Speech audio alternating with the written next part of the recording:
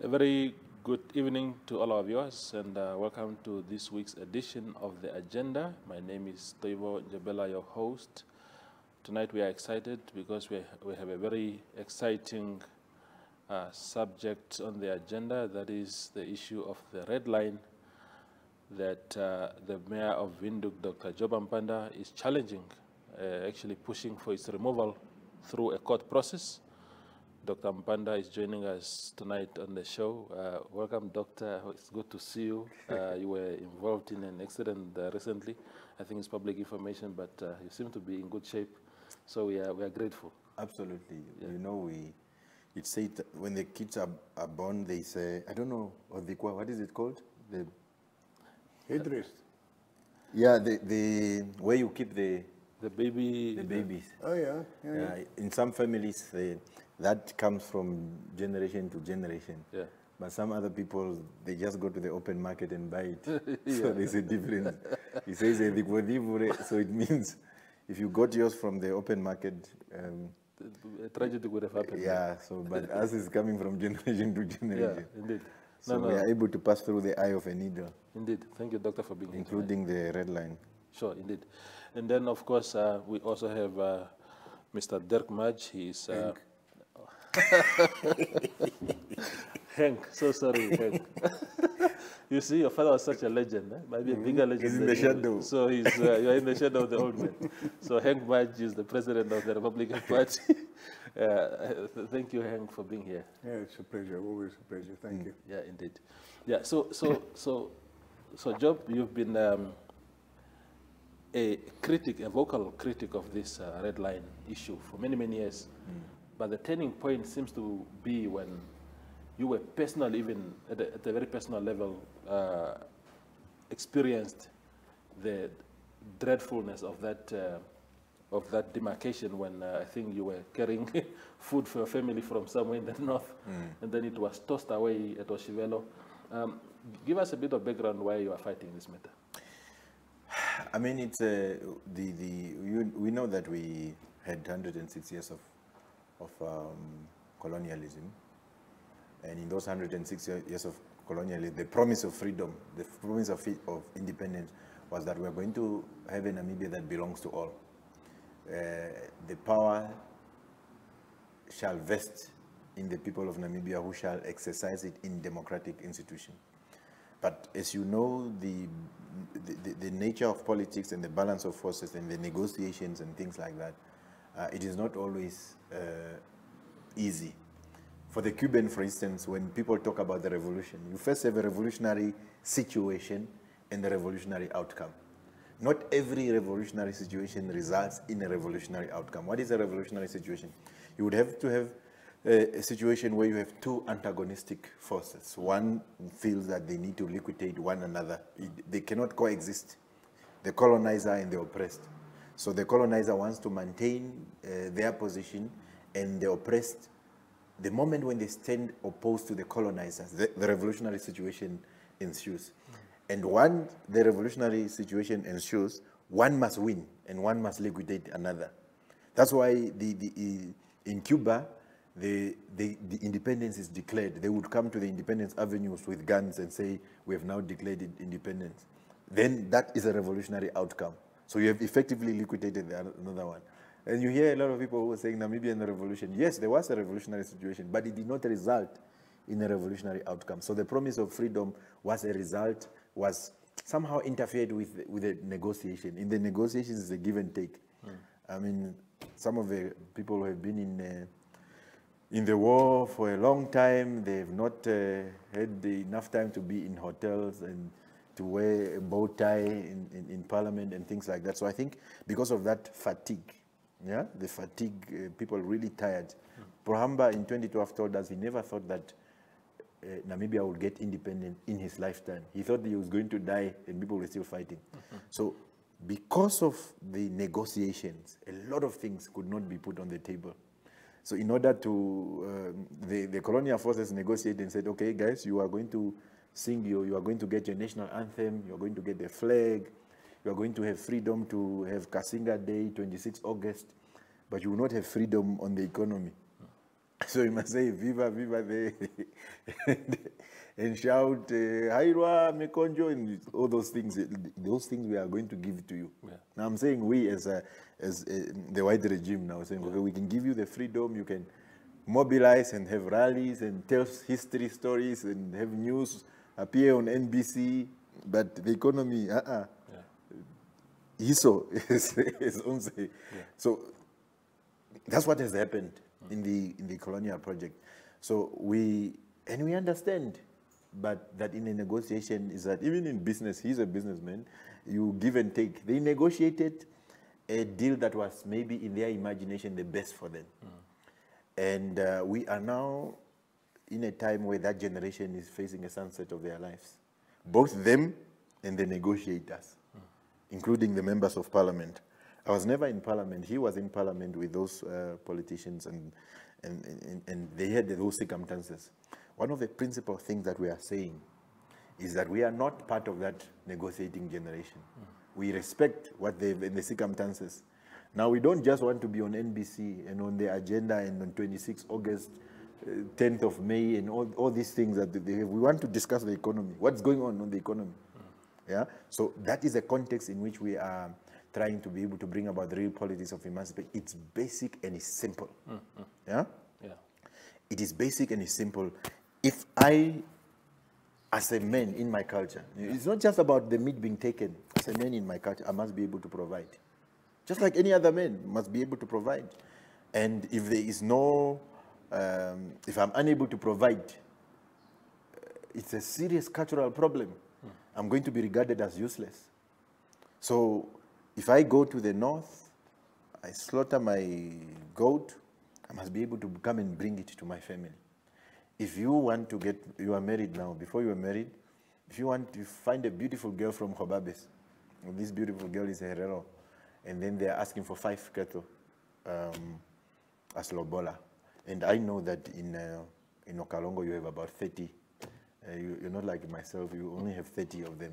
Do you know that you are going to actually buy what you already have? Yeah. Because you will not be able to pass so that in order to give lobola, you must buy new things. So that's the context. There's a cultural context, there's a psychological context, there's a legal context and all those things.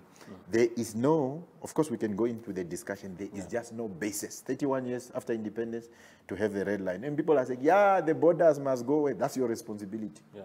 I'm affirming my rights as a Namibian, yeah, that I have a right to the family.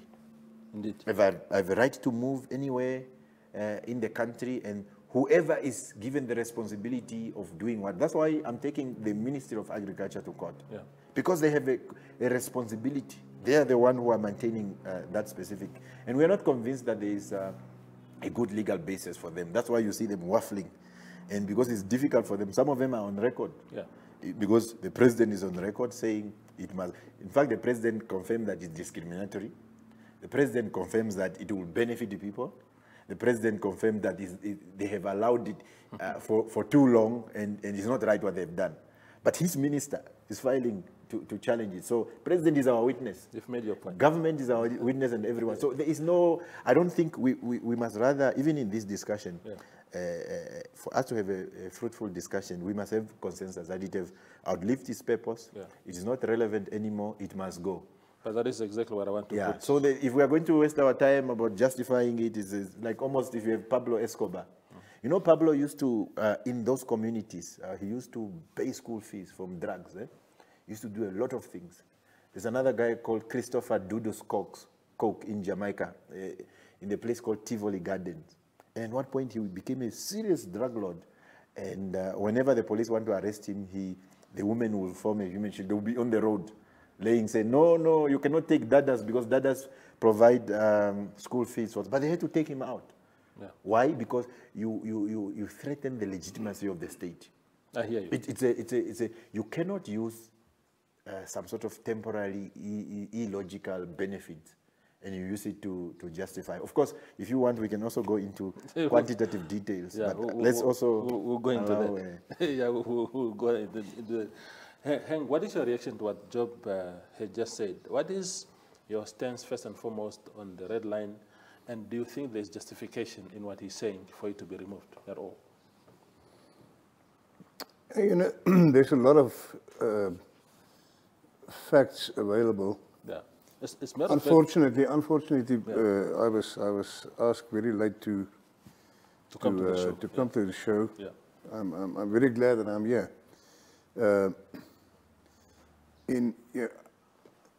In principle, I know what's going on, and I know why the red line is there, still there. But there's a lot of facts.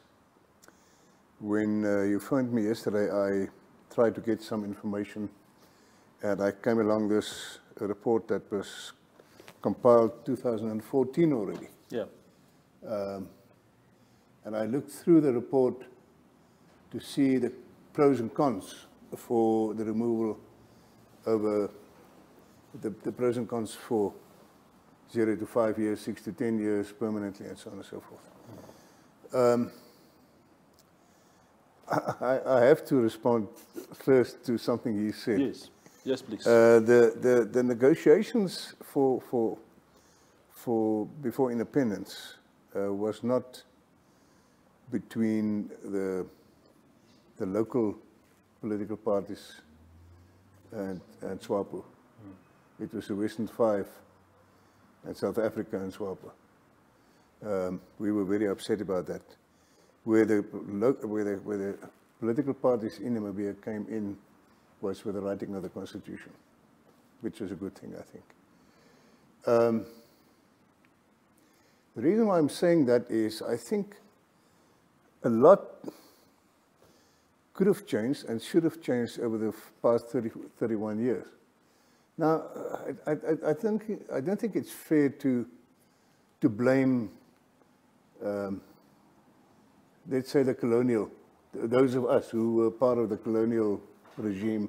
And we must also remember that the colonial regime actually ceased to exist to a large extent in 1978. When we had that first election, there was a transitional government. And although South Africa claimed to claim education and the defense force. So what I'm saying is, myself, I'm actually the wrong person to sit here today to discuss this matter because I'm white. I'm not sensitive about it at all. But people from outside could see that me and Job are opposed to this, which is not the case. I'm not trying to defend anything. He knows me well, and you should know me well by now. The fact of the matter is that I think the red line, there is a good reason why they put it there. You know, from what we know about the way they farmed up in the north, the people from, I think it's the Kwanyamas, who were moving in between Angola and Namibia. You could put up a fence there, they will just break it down and they will go through because they move their cattle to where the grazing is. So it was not practical to put it up right on the border. You could say that in between the Kunene and the Okavango River, it could work, but then you must have places like Oshobela where the people can go through. How do you go through? So that's not practical. So if you want to put up a fence as far possible north as you can, it must be then this side of the river. So then all the lodges and people who's got their facilities on the river will have a problem for the people to come and visit. And also the same on the other side of the river. So I think what they did, I don't know, I can't say, but I think what they did long ago during the colonial period, when they put up the fence, was probably to do it like what we call Ovambaland, to do it on the southern border of Ovambaland and around the northern communal areas. So I think that was just a decision. But do you agree what he's saying, that, I mean, his assertion that, of course, you know, there's this whole thing of the disease, Linda pest, which doesn't exist anymore. And then, of course, now we are using other diseases as reason to keep it there. Job is saying that the black SWAPO leaders, when they were negotiating for freedom, they were given the easy things of songs and flags and all this. And the white community men like yourself maintained the economic No, structure. I don't know who gave it to them. I mean, we couldn't give it to them, they took it. They won the election, so they took it. But what is a fact is, and I'm always asking this question to my friends, I've got quite a number of people in the black community that I talk to quite frequently, and very straightforward, you know. So we have to talk about these things without beating around the bush. We haven't got time for that. And then I always ask them, you know, if you complain about the economy and this and that and the other thing, we had the African, what was that first bank that we had here? It was Citibank. City Savings and Investment Bank, which was a disaster. Also, black foreigners who came in were involved, and some of our own people, well-known people, and SME Bank, and so it's not. And this is what upset me. It's not a lack of quality people amongst our black community that, you know, the perception exists that our people can't do it, which is nonsense. We have the people who can run a bank. We have the people who can run a Papkewitz. We have them up north. We have people who can have big business. I don't know why it's not there, why we don't have those business, but let's just park that on the one side. I think as far as the red line is concerned, it was there. We also found it like that when I grew up. It was there. But if I read through this report, they mention sort of short term, as I said, 0 to 5 years, pros and cons, 6 to 10 years, beyond 10 years, and if you read through this, then there's not even a question that the removal of the red line will have risks involved. There's not even a question because of foot and mouth. And the foot and mouth is not coming necessarily from Angola, it's coming from Zambia, that side, Kavango East, Zambezi. That is normally where you have the outbreaks. The ideal thing will be to remove it. Because if you look at the numbers, the GDP currently from the agricultural sector is 5%. If you remove it, it can move up to 20%. So in other words, the facts speak for itself.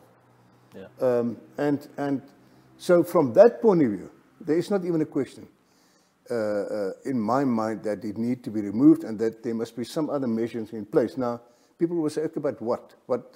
If we have an outbreak of foot and mouth and it spread through Namibia, and I experienced that in 1961, I think. There's another red line that people don't know about, and that is just at Mount Etchu, Success, this side of Otjiwarongo. There was another veterinary line and fence that was erected, running from east to west. So they did away with that one. So all I'm saying is, I can understand what Job said. There's not even a question about it. We need to. I'm actually disappointed when I saw this report this morning. That it was already compiled in 2014, 7 years ago. What happened to that? We'll discuss the report in a moment. Henk, thank you very much. We go for a quick break and then we return with the conversation.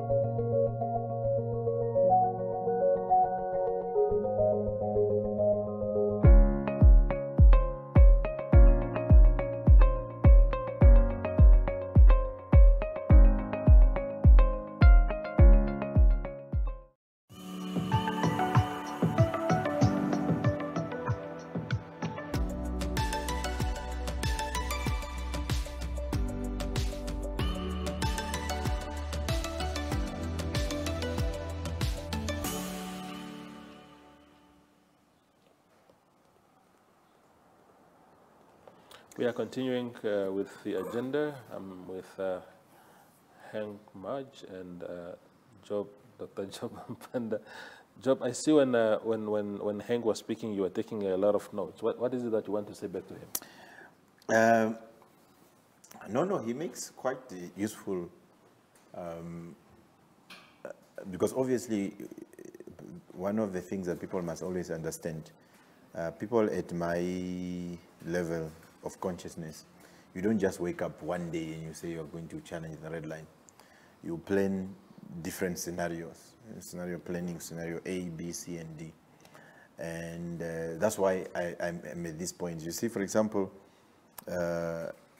he explained it quite correct, and he said, when you look at how they farm, like he mentioned an example of the Kwanyamas and things like that, and that's true. That's on the basis of that, it was basis of how people conduct their life, yeah, and how others conduct their life, because the Kwanyamas farming style is different, and our lifestyle this side is different. Therefore, there must be a line and must be justified in terms of that. So this is what it eventually comes to. But I think there's quite a number of young people who follow this show, and we would not succeed if we don't give them a proper factual account of what actually happened.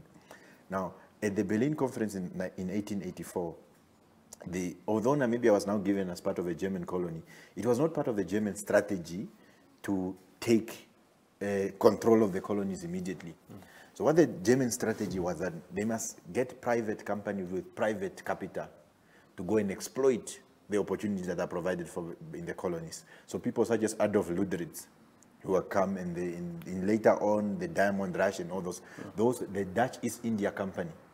Those were private companies with private capital that were coming to the then German Southwest Africa for them to be able to do that. Now, with the passage of time, there was a private individual entrepreneurs and traders and all those things. Now, this is way back before the missionaries came in the other period. Now, the presence of a German colonial occupation is that they then start settlement.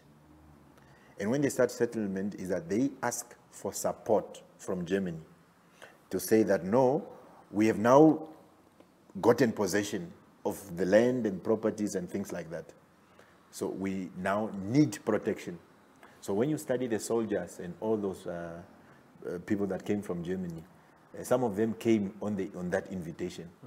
In fact, because most of them were male, and when the soldiers came, there was a ship that came from Germany full of women, because they realized that the guys now need women. No, they ordered the women. So they ordered the women to come in. So I'm giving you a context for you to be able to understand. There was a private accumulation of capital, private accumulation of property at that time.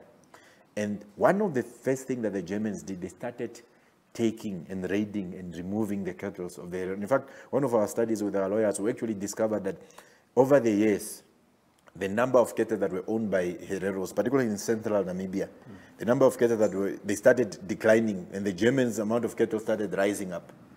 Yeah, so that in the number of cattle of Hereros started declining to an extent where the Germans started now owning a lot of cattle than the Hereros. Yeah, so because the Germans had now a number of cattle and things like that, in those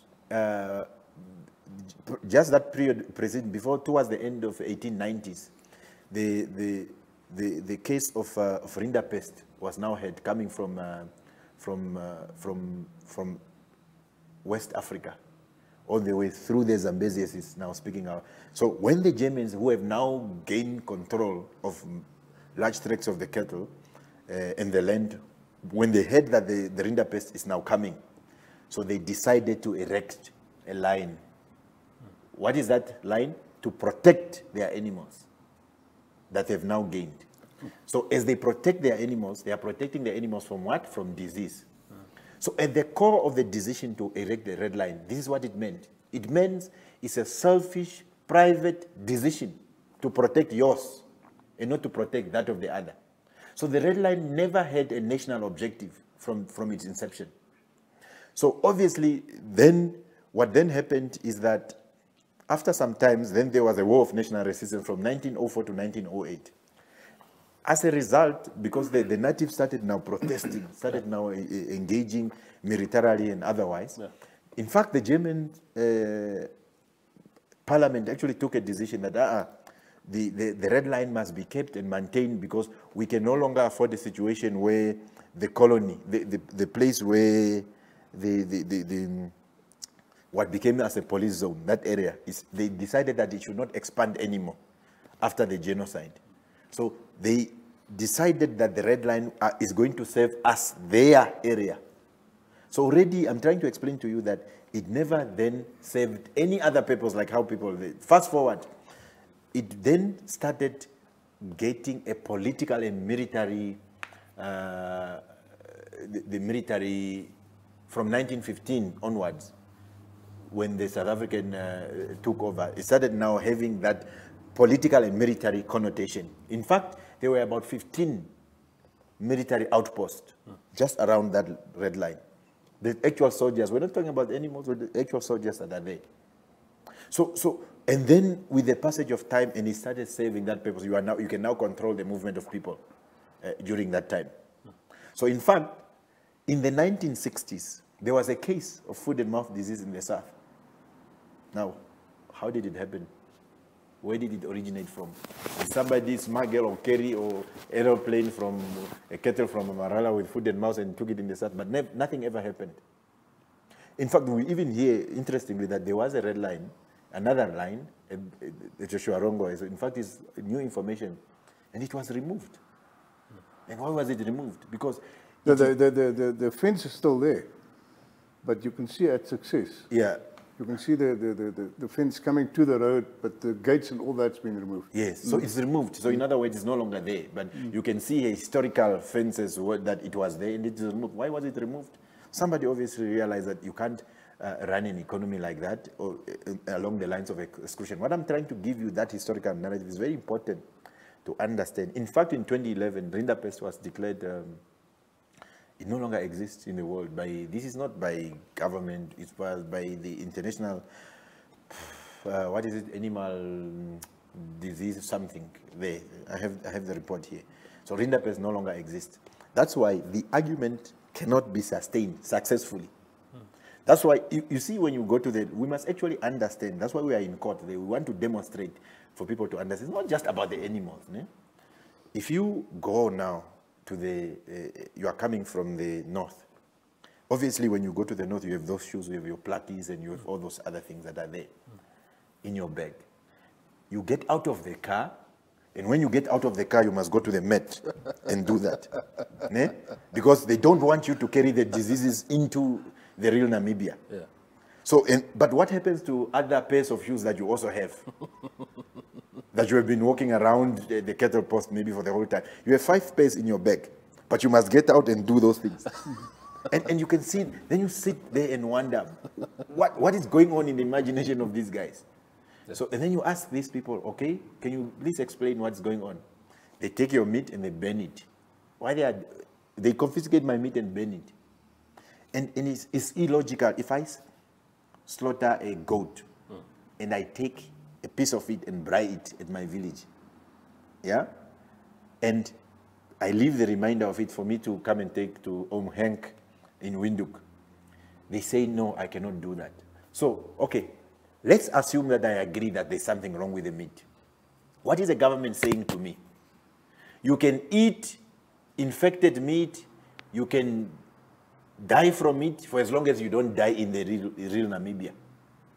So if the government have a responsibility towards me, if there's something wrong with that meat, they must not allow me to eat that meat in Omarala. I hear you. So why do you allow, if there's something wrong, it's like, okay, you are fine, you can have, you can smoke, you can kill, can you imagine if we have a situation where we're saying that it is fine, you can, as mayor, I decide, okay, fine, you can rape in Okahanja, just don't rape in Windhoek. What nonsense is that? If it's not good for Kahanja, it cannot be good for Windhoek. Government has no business in in supporting others and excluding others. You can't do that. That's why I gave an analogy of a pit bull. A father with 5 kids. 2 of his girls are outside there. And 3 of these boys and his wife are in the house. So, and then the 2 girls start running, coming, and the pit bull is chasing the 2 girls. The 2 girls are outside. And the father sees through the window, aha, the pit bull is chasing my girls. Do you know what the father does, who's now government in this extent? The father closes the door to protect the wife and those that are inside. And the girls eventually die. What type of useless father is that? And that's how this government is useless, is weak, just weak, completely weak. You are not, people are saying, yeah, Job, the borders must move. That's not my responsibility. I'm not in government. If I was in government, I would have had a plan. I have no business in saying the fence must move here. I'm simply affirming my rights. Yeah. I'm simply indicating that you can't have a situation like that. Yeah. And no one can just, historically, there is no case to be made. Yeah. After independence, you can't have a situation where you can sustain things like that.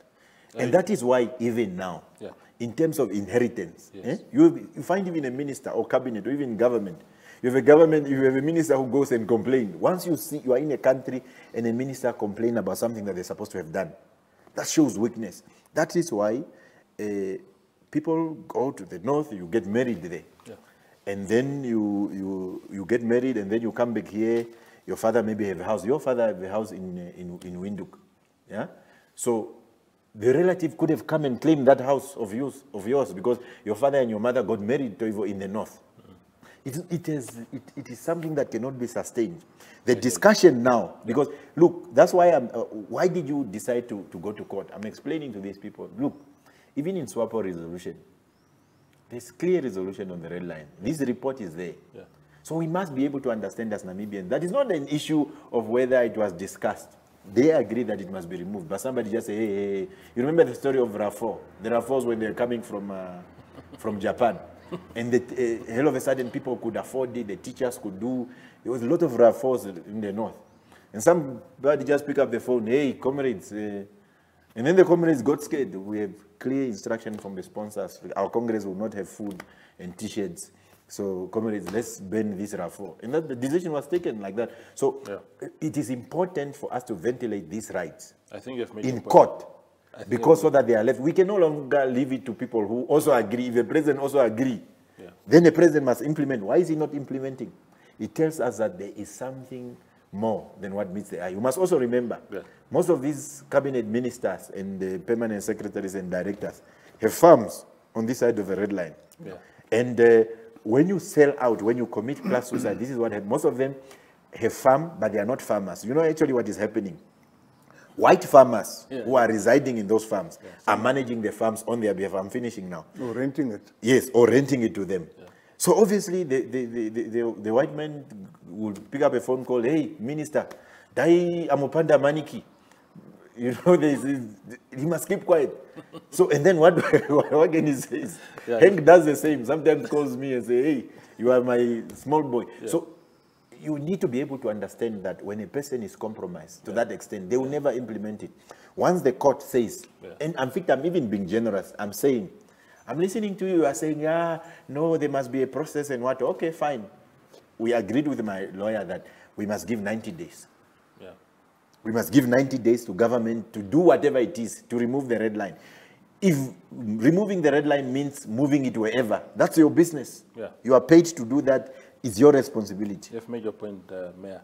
So quickly go for a quick break. This was an Amupanda session. Then we come back to Henk to interject. Yes.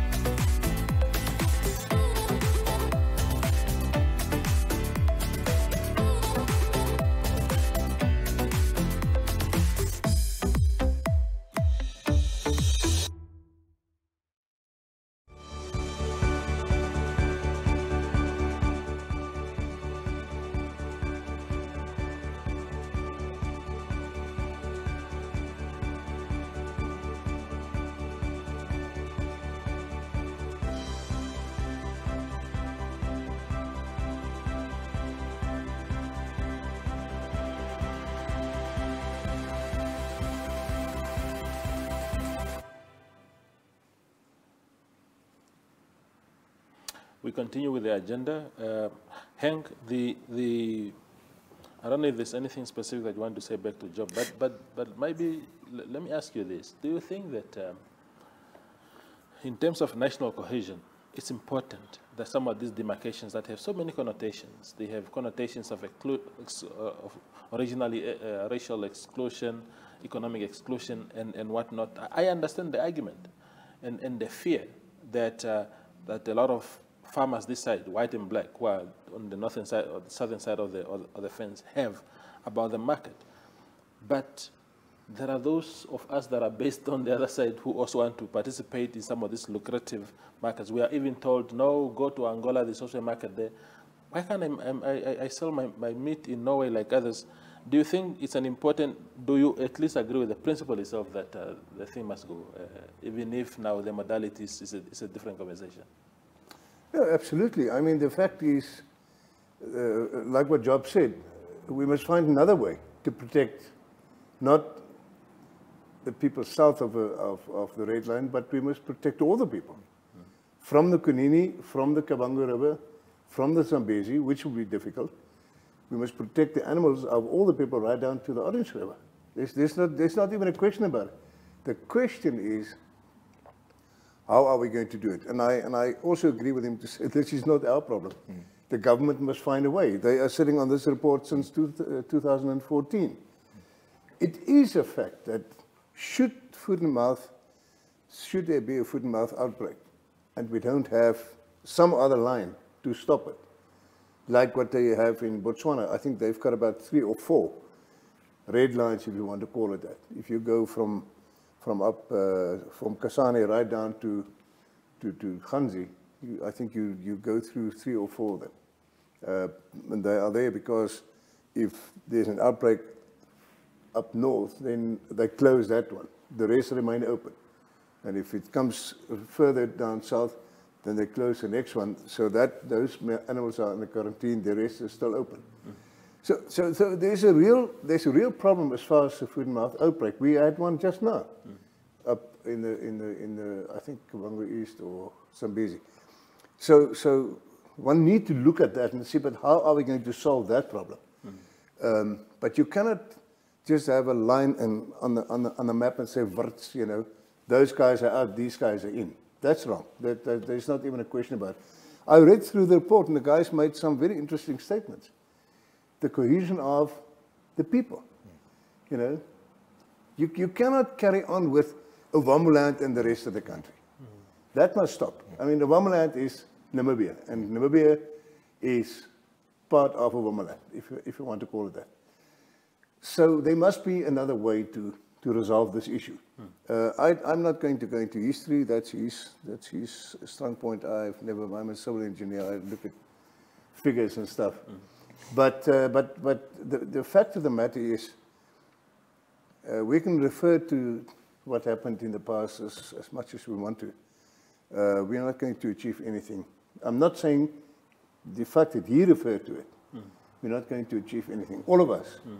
What needs to be done is we must look at the problems and get it solved. Yeah. We cannot, after another 30 years, sit and then still have problems that needed to be solved because we had an incompetent government. Then we must change the government and get people in there who can act in the best interest of all the people. You know, I read this morning in this report, Namibia, that was 2014, 2.8 million cattle in the country, 1.6 million up north. 1.6 million in the commercial, communal areas. More than half in that part of the country, where the rest of the country has got less than half. So that just doesn't make sense. So if you were talking to Henk, if you were talking to, so Job went to court. He lodged this application. There's this flurry of counter applications against his, defending essentially the status quo. I don't know, we will know the full details once the hearing starts. So to know what is Carl Schleitman saying actually. Is he saying he's opposed to the removal of the fence, or is he trying to stop the pace at which Job wants it done, but he would eventually do it? If you were talking to a person like Carl Schleitwein today, what would you tell him as far as this subject is concerned? And Mr. Straydom is from the Meat Board? Yeah. What do you tell them? We told them many things, they just didn't listen. So the chances are good that they will try and negotiate something and still not do something about it. I think the fact that initially I didn't agree with the court story, the fact that Job went to court. I think I've also got children his age. Say they sometimes are storming like bulls and you know, doing a lot of damage, and then later on say sorry. Not that I say this is the case now, but this is what I like about young people, and I can honestly say that for me it is exciting to talk to young people.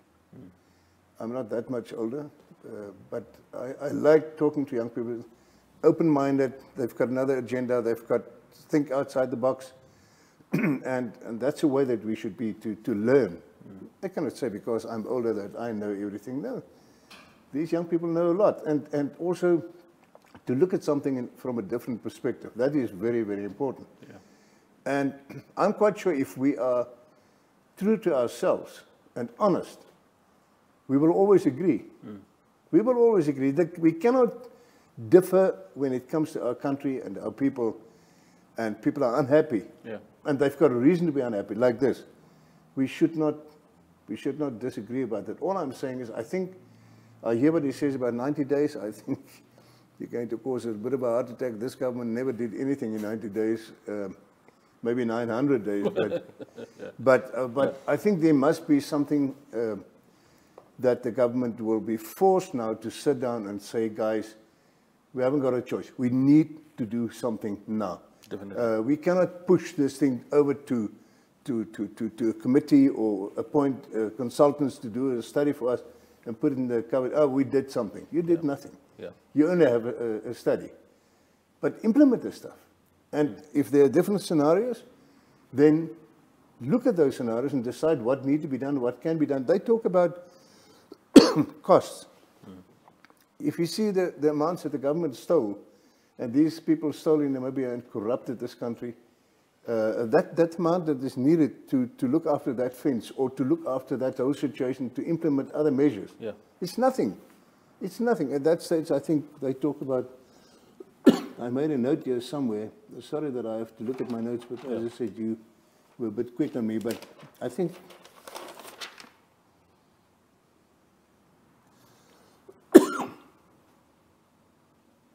yeah, it's difficult to say, but I think it's about 200-300 million. Yeah.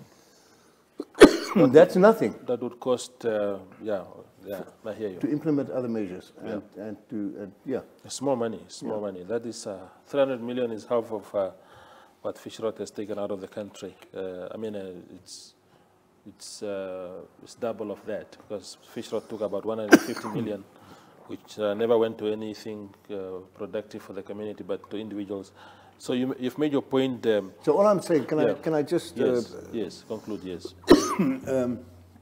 So what I'm saying, I've got nothing against pressure being put on government to do something.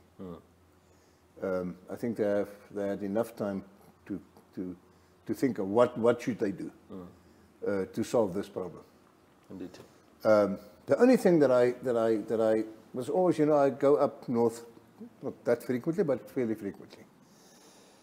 And I think the one thing that needs to be done, and that is also a cultural thing, a lot of people keep cattle for what they call it, that's their pride, They also up in the Kaoko land, with those cattle with the long horns and so on. Yes. So they don't slaughter. I made a note somewhere where they said that the takeoff rate for cattle. There's a very, very interesting thing that I just read.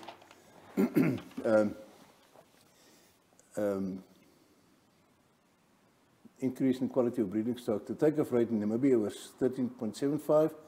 The southern part, 25%, the northern part, 2.5%. And cattle calving in the northern commercial areas, 35%. In the rest of Namibia, 70%. So there's a big discrepancy. Yeah. And that comes to the quality of your cattle. Yeah. And I've said a long time ago that and I'm actually observing every time I go up is we need to help the people up north to have better breeding stock. Yeah. That need to be done. There's not even a question. Yeah. Because I always say these other cattle are thin and look like this and this and this and this. Yeah. That is important. Low quality. Yeah. No, thank you. There's one aspect. Yeah, please. There's one aspect that people are missing. You know, I always hear people talking about export. We need to, I think it's very clear. It was when we released the report, because I had gotten that report already in that year when it even served in at cabinet and things. So at that moment, I believed that somehow, Southwest Africa would find its way to solve those problems. I thought, man, maybe the people will be able to attend to those things. Yeah. The agriculture as a whole, you know, and the people take the budget, or they take agriculture, crop production, maize, and what is not just a beef industry. Agriculture as a whole contributes 5% to the country's GDP. So one of the fathers, you always hear these figures of 7 billion and what been thrown around. And in fact, I'm also just very happy that some of those inaccuracies are actually in the affidavit. But that's not what it is. I mean, 5% of the country is agriculture as a whole. If we go deeper there and check actually how much does the beef industry contribute. So, but that should not be our concern to say the beef industry. I think it would be foolish for anyone to say the beef industry is not important. Every industry is important, but there is one thing that we need to be able to understand, because no one has ever quantified the domestic economy as far as the beef industry is concerned. You know, I go to single quarters there, just the single quarters, they say in a day, they slaughter about 20 cattle. Single quarters in a day. Where these cattle that are being slaughtered coming from, they are coming from nearby farms. 15,000. So, but if I can load my cattle in my bakkie and deliver it there, sell it for 8,000, because we're buying this for 8,000 in the north. Same, can even be the same size and things like that. So the beef industry is not just, we shouldn't just be concerned apparently about export and export. It's very important for foreign currency and all those things. But we must first be able to quantify what if because if I go and buy from you, as an example, I went to, when I was in the north recently, I went to Rakana site and I bought 10 goats. Now when I bought those 10 goats, there is no, I bought from a person, we exchange money. The only thing that I received is a paper that allows me in case I'm stopped by the police. But we exchange money. It's about 6,000 that I paid, about 450 for each goat. But the government have no mechanism to capture that transaction between the two of us. Because the only thing that is just a paper from the headman and the owner to say, I sold this to this person and they can move. But what about that 5,000? Who account for that 5,000 in the economy? My 5,000 that I paid and the animals that are in my possession. So you understand? So because of this obsession with export, and it's a serious problem. We need to be able to quantify how much is it the beef industry, because that's why we're always manipulated about these figures, because they get those from the exports. Yeah. You know, because they have mechanism to track what is basically, at one wedding, when I got married, I was told at my wife's side days, there was about, because we have these cultures of giving, and that's the aspect that he was talking about, why cattle are kept. Cattle in our cultures are currency. It's not just about export. It has probably about 5 purposes. If you kill somebody, you pay in terms of cattle. If there's a drop of blood, you pay in cattle. And if somebody is getting married, you must pay in cattle. It's not that they don't want money is because there's a cultural connotation to it. As a father, when you give it to, cattle move from generation to generation. There are names that are given to cattle. It's not just product. So we also need to provide a broader understanding for people to understand a psychosocial orientation towards cattle. Because cattle is currency. That's why, in fact, you would even find that very strange when you are punished to say, traditionally the amount of, it will say you must pay 10 head of cattle. But if it's translated in monetary terms, those 10 head of cattle could even just be 8,000 in terms of traditionally. One cattle, the amount of money it is not related to the market. Yeah. When you are punished as part of the, for example, the Andonga judiciary, it does not have that capitalist orientation. The cattle can even be of a lesser amount in terms of that. I want to give you a quick example of that. Yeah. There's a story in Friday's papers that talks about people in Kavango East who were convicted of, in the traditional court, that guy of killing a guy. lost to God. So they must either pay 15 heads of cattle or 22,000. Yes, exactly. So it does not add up to somebody, because 22 cattle here, it could just be 2. Yeah, because people do not understand the psychosocial orientation that people have towards those cattle. So if, for example, I was told when we got married, my wife's family, she had gotten about 80 cattle. Now, 80 cattle is a farm already, but that came as part of the ceremony. And there's a lot of things that has to happen. If somebody have even, culturally, if somebody have given you a sheep, they must go with one of the arm of the cattle for giving you a sheep. And those things are difficult for people to be able to understand. And part of what we are going to be doing now, going forward, is to be able to demystify even meat-core and meat-goat. It is not, they were not supposed to be busy with this funny fight. They're supposed to actually even be doing research. What is the context? What is the scale of a domestic economy? And the amount of money, because there are no receipts as single quotas. But if somebody just stood there for a day and just ask a person, so how much did you spend a single quota? You go there with your friends, you order meat for 300. In your consciousness, you are not even, it's not about the kgs. It's about, you put there's chili, and particularly you Mbaja guys, you like a lot of chili. So there's chili that is there. And because of chili, it manipulates the Mbajas. And they can even pay 500 for a small portion of it, because that's their orientation. So we need to broaden people's understanding. But if somebody stands at those markets and just said, how much did you spend as research? You would actually be able to see that for single quotas alone, what you have there, it could easily be a multi-million-dollar industry. You see some of those guys coming with Land Cruisers, dropping meat or dropping firewood. So they are making a lot of money out of there. So it is not, we mustn't have this orientation just about the size of cattle and things like that. We must understand. I would even argue, what if the domestic economy, what if the domestic economy is half or equal to our export? In terms of the money that is circulating, we would not know, because we don't have measures to actually understand. We have no understand the cattle orientation, particularly of the indigenous communities that are when we are talking about the red line, we are talking all the way from Katima all the way to Kaoko. In fact, the people in Kaoko are busy now. There's an audio that was sent to say they were speaking in Osherero and say Onanje, the Amupanda, if he succeed, freedom is coming.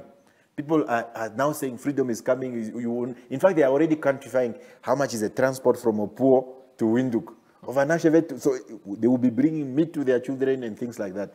What it would also mean, ShopRite, Pick and Pay, Spar and all those shops would naturally start reorientating themselves. Look at goat meat in this country. I'm convinced that we have more goats in Namibia than cattle. Of course. But you don't find it in the shop. But when you have, even now in Windhoek, when you have baptism for your daughter, what do you do? Or your daughter achieve anything, what do? You go to Brakwater to get a goat. I never understood, but there's a white man with a butchery there, Brakwater, that side. I never understood Why is it that if we open up maybe a butchery, what if the domestic economy is able to absorb? And the young man who's there at Mitco is doing a good job, but he's facing a lot of resistance. He's in Congo, Brazzaville, he's in Ghana, he's many of those places that are there. And those Africans and their approach and orientation towards meat, it's not a small portion. I'm convinced if we sell more meat to the Africans, we wouldn't be talking about so-called lucrative. We are told lucrative Norwegian market compared to what? Exactly. Who has done research to quantify it? Compared to what and things like that. And even the Chinese wanted to have an abattoir for donkeys, you know? Yeah. There have been a lot of donkeys there, particularly in Umsati, that has been giving a problem. And some of the guys in Umsati, you guys decided to hire trucks and load a lot of donkeys and dump them in Ondonga area there. So, in the middle of the night, so we know the story. It's that side of Umbajas. Because there's a lot of donkeys there. And they brought the donkeys there in Ondonga. But what I'm trying to explain is that people must understand that, yes, this narrative about the red line, it is not just about job and things like that. I hope that we need to now open up a greater conversation. You know, we have a greater conversation about how do we manage livestock, particularly in those areas. Indeed. In fact, people must start doing their thesis. In court, we are asking for 3 things. In summary. Yes, in court, we are asking for 3 things. Number one, I'm simply saying that the red line is unconstitutional because it's discriminatory. Yes. We all agree. There's evidence for that. Point number 2. We're also saying there's no legal basis to support it. Yeah? So on that basis, it must be declared unconstitutional and illegal. Mm-hmm. Number 2, in court we are saying that because of those considerations, just to be reasonable and say government must be ordered to remove the red line within 90 days. But I'm also saying, for me as a family man, I must not be hindered. You know, I'm not going to distribute meat in Windhoek. I'm saying, I ate this piece of meat, but this one I'm going to eat in Windhoek. I must be allowed to go feed my family. Exactly. I must be allowed to go for personal consumption. If the court want to keep it, the red line, you must at least allow me to go feed my family for personal consumption. What type of country does that not allow men, such as myself, to feed my family? Indeed. What type of society do we live in that you can only feed your family in this two Namibia that we have? Yeah. So we need to be able to understand that there's a broader context to the red line. And the future can only be bright, but the conversation must be started. We have no confidence in these guys to solve this problem. They would have solved it in 30 years. They would have solved it since 2014. The only way is that the court must ventilate these issues. In fact, we are going to have a lot of people that are going to testify, including Shitana has a song about Onfindon Tilian and Aujepo. So we want him to come. We are debating with my lawyer, but I'm saying Shitana must come and testify through songs. Courts must also transform. Shitana we must have speakers there in court, and he performs so that the judge can also dance to the music, and then he later get the translation. What does it mean? Yeah. The red line. What does it mean? And the red line have also entered into art and music. Yes. That's the context in which that we must have this conversation. And I hope that we are able to explain this, and people are able to understand that's a broader context that is also going to be good. So I hope everyone understands, including yourself and everybody here, including the young lady that is in production, that this is the best for the country. Whatever the outcome, this is the best for the country, because we are now going to learn. Government is going to learn to do things, and the courts are going to realize that sometimes all the people that they have is just, all we have is the court. And I think if we don't maybe have the court, if the court does not assist, it might need us to physically remove the red line. And I hope we don't have to resort to that and have the institutions of democracy to solve. Thank you very much. Thank you, Job. So this is Job Amupanda in his element. When he takes on something that he's passionate about, he takes control of everything. He took over my show tonight, but for a good reason. We heard the context and the background and the prospects of the red line. So thank you, Mayor, for coming. We appreciate your time. It was a struggle to get you to the show, but then you came and then you took it over. Henk, I wish I could have, you know the man yourself. I'll keep him calm. I know him. Don't worry, he will not remove it by force. Yeah, so I will talk to him afterwards and give him some good advice. Indeed, thank you for coming. It was good to be here, and all I can say is that